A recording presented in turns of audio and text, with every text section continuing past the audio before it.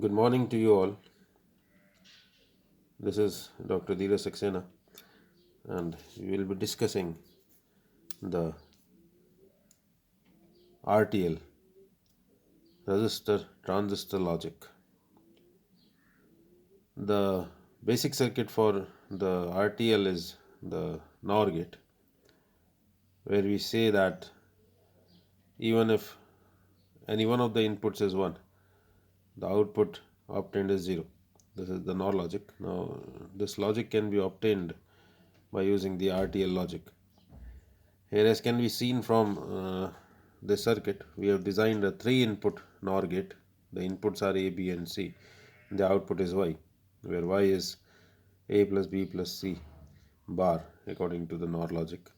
Now, how this circuit acts as a NOR gate, as we have already discussed the saturation states and the cutoff states of the transistor, where we say that when the transistor is in saturation, the effective resistance at the collector emitter junction, when the transistor is in saturation, it reduces to almost 0, or it is at the minimum level, whereas when the transistor is in cutoff, then the resistance at the collector emitter junction, it almost goes up high, almost up to the level of infinity.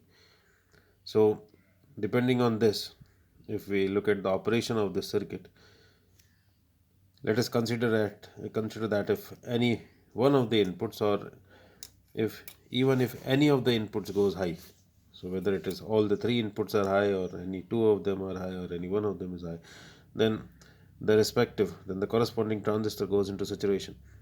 Suppose we say that this B is 1, let A and C be 0. If B is 1, then this transistor goes into saturation. Or if A is 1 and B and C are 0, or A and B both are 1, then we say that this transistor goes to saturation, this also goes into saturation.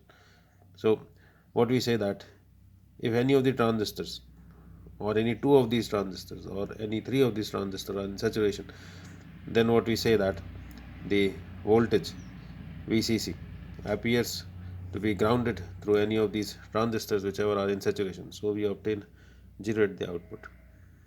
So what we say that if any of the inputs is 1, then output is 0. Going the other way around, when all the inputs are 0, if all the inputs are 0, then all the 3 transistors will be in cutoff. So when the transistors are in cutoff, what we say that the effective resistance at the collector emitter junction of all these 3 transistors, it would be infinite, or it will be very large. So we will obtain this VCC at the output. So Y will be equal to VCC, which generally this VCC is 5 volts. So we obtain a high level. So what we finally find that if all the 3 inputs are at low level, or are at 0, then we obtain 1 at the output. And if any of the inputs is 1, then we obtain 0 at the output. So this is the NOR logic which can be obtained through this RTL circuit.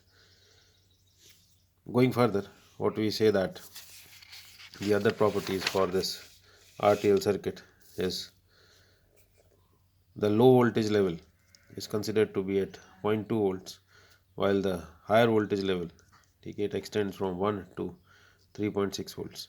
The propagation delay in this logic family, RTL logic family, is 25 nanoseconds, whereas the power dissipation is almost about 12 milliwatts.